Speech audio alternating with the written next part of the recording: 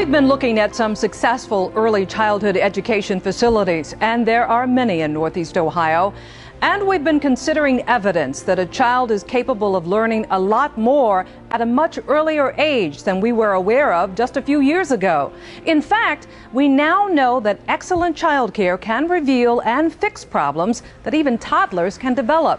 We located a nonprofit care and education organization that operates 5 licensed centers in Lorain and western Cuyahoga counties.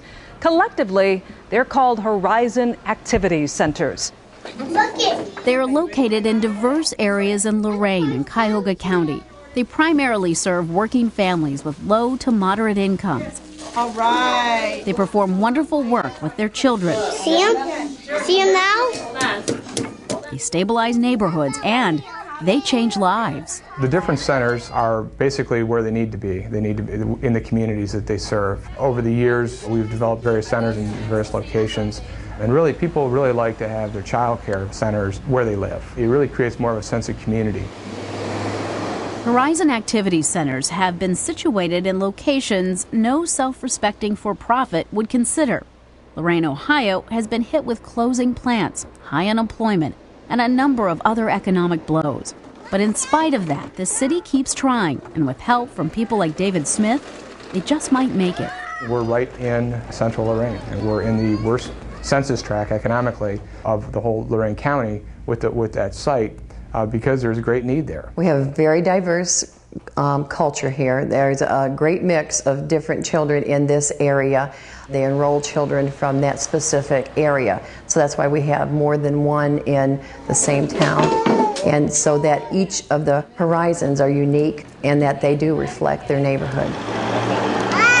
For Pat and others like her, the real payoff from working in the field of early child care and education comes from a sense that what they are doing is right.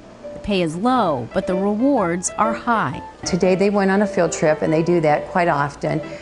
They take their little wagons. They went to Fligner's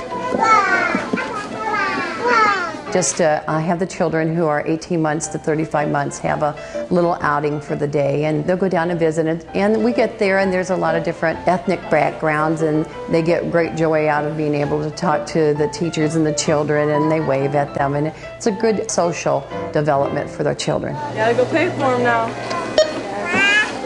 Bye. As we have learned, if physical and mental problems can be caught early, the chances of a child becoming a healthier and happier person are greatly increased. That's why every child is closely observed every day. Whoa, what's that? Jerson came to us, he was in the toddler room, and as he began to develop about 6 months after being here, we noticed that one of his eyes was starting to turn in. And we explained to Mom that he needed to get evaluated. So I took him to 2 different doctors, and I was told that he was so young. He needed to be like 5 years old and older in order to be checked. So I lost all my hopes there. At that time, Mom did not share with us that because of her financial situation and her being a mother of 3 children, that she did not have the funds to be able to purchase glasses for him. And so we called our educational coordinator for the Head Start Plus program at that time, and she contacted Lens Crafters, and they gave him a free exam and gave him free glasses. This is code. Okay, let's try this.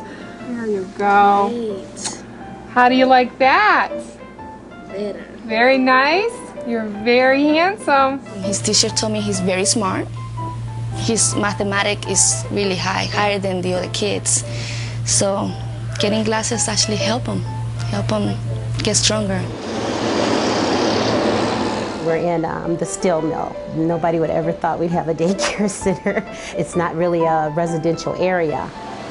Flexibility is the key word when working with families of daycare children. Yes, Mommy gotta go. Let's say goodbye to Mommy. Work schedules dictate how and when the kids get to school. Transportation is a big issue for many of our parents. One parent in particular is Connie Lander. She has a little girl who's 4 years old. She's a single mom. Rosetta is the only child. She walks her child to daycare from her mom's house a lot of times, and then she goes to her job. She usually gets off about 6:15 every day.